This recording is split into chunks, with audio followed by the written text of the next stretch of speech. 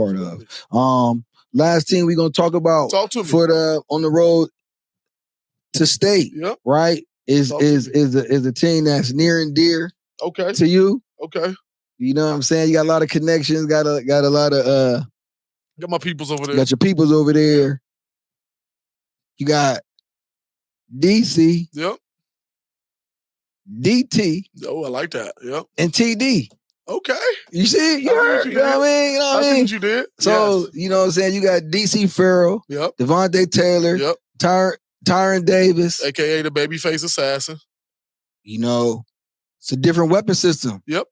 You know, a little different weapon system than, you know, you lose Jack the General at quarterback. Shout out Jack. Christian Lynch. Yep. Shout out Christian. Bell Cow. Yep. Mr. 40-year plan. Tyree Dunlow on defense as far as senior leaders. So you know what I'm saying? They just like every other team that has great players, they lose great players, right? Yep. But you put your dynamic Agent Zero Simba. Yeah. Well, you know, yes. You know, you put him back behind the center. Mm-hmm. And it changes a little bit. You know what I'm saying? You got Devonte Taylor, which I'm sure will draw a lot of double teams, a lot of different bracket coverages this year. So I'm personally interested to see you want to see how Coach Reardon uses his new weapon system, right? You know what I'm saying? So I want to know what you think about it, and I want to know, you know what I'm saying, what our guy McGlynn got, you know what I'm saying, how you gonna put these pieces together. You said you interested to see Coach Reardon. I know Coach Reardon at home interested to see how he's going to mess with him. And shout out Coach DeSantis, his offensive coordinator. And we got them two dudes as far as your offensive brain power, as far as getting the game plans and being the offensive coordinator. In my mind, they're going to be fine no matter what. You can kind of get them almost type of offensive skill, a bunch of big guys that run the ball, a bunch of skill guys, what they got this year. They're going to be fine. I can't wait to see. I'm interested to see if DC will be quarterback 100% of the time. You know what I mean? Or if they got somebody younger that they kind of develop as the season go, just so you can kind of play him at both. I'm excited though because I know DC excited too. I know DC can't wait to touch that ball every play again. And they got Tairan Davis, like you said. They got Devonte Taylor, Jaiquees Liaison, one of the fastest kids. Definitely in the area, definitely one of the fastest kids in Northeast Ohio. A lot of people don't talk about. They got that boy, Luke Kohler back at safety. Everybody know I'm a big fan of Luke Kohler. I think Luke probably one of the best safeties we got in the area. They loaded. They got shout out Joe Baylaw. He's gonna be taking over for Christian Lynch. He got a couple games last year, got his feet wet. So I think skill-wise they're gonna be fine. I think offensively they're gonna be fine. I only got one question in my head with Ursuline. I think Coach McGlynn gonna do a great job. The defense, they got a lot. They got more defense back this year, so I think he's excited about that. The question about Ursuline, the elephant in the room to me is, can they hold up front offensively and defensively when they get deeper in the playoffs? I think that was it. I think if you look at the game they lost last year to Chardon, their skill was 10 times better than Chardon. But we talked about Cleveland when we talked about Cleveland Heights earlier. It's Northeast Ohio. You know what I mean? This ain't Florida or Texas. At some point, it's going to come down to them big boys at front. Right. You can have all the skills you want, speed. Can your offensive line move the line of scrimmage for you and protect your passer? And can your defensive line hold up as far as a team trying to run it down your throat? That's the only question I'm waiting to see with the Ursuline Irish. I feel like you're going to see what you're going to see. Week in, week out, they're going to put up points because one week it could be DC and TD. The next week it could be Joe Baylog and Devonte. The next week, it could be Coach McGlynn and the defense getting 3-4 turnovers and giving the offense short fields, and they don't put up 50.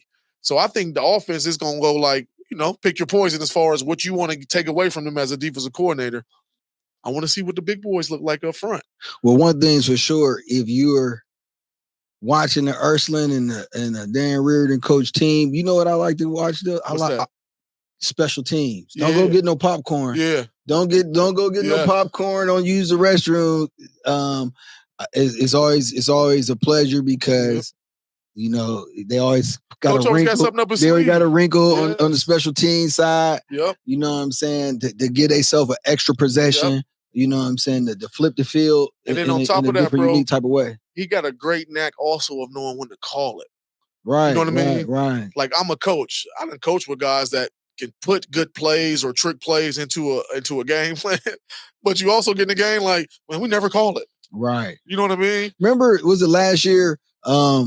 It seemed like Fitch was getting a little momentum going into halftime, and they was receiving the ball. Then they scored going into the half. They're getting a little bit of momentum. They're at home.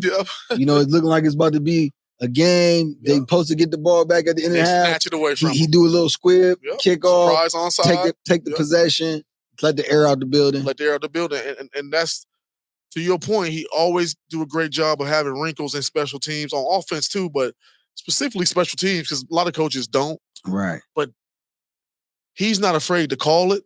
And a lot of times when he calls it at the right time. He remind me of remember when Sean Payton called that surprise onside when he was coaching the Saints and they was playing the Colts in the Super Bowl? In the Super Bowl, yeah. I think they started the second half with it. Coach Reardon give me that same feeling, like, you got to be on your P's and Q's. Like, psycho. Yeah. Like, he's an offensive play caller psycho. And Coach DeSantis, who he pretty much raised, is the same way. Yeah. So, like, but I like that also. Yeah, for sure. I like that also as a coach, like, call it. Yeah. But then what that does is also, like, it keeps the other team staff on toes. They got to prepare more. But the thing I like about it is your players love it. They love it, yeah. Your players love it. Number one, no player want to be in practice working on the play for 10 weeks and we don't ever call it. Facts. Let's just keep it 100. I ain't coaching right now. I know what it is. No player wants to keep doing that.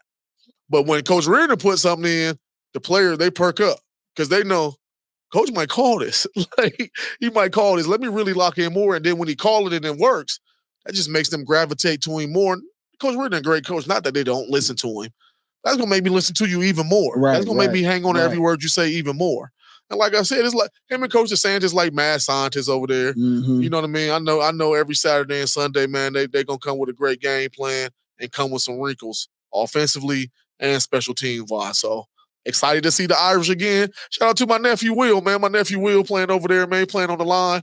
I don't know if he playing yet. I don't know if he's starting it yet. Hopefully he get himself together so he out there. But, you know, shout out to my nephew Will, man. Shout out to Big Will Sanders out there doing this thing. You know it. All right, well, that's the first segment. We're going to take a quick break, pay some bills, and we'll be right back between lines with Coach Stella. Hey.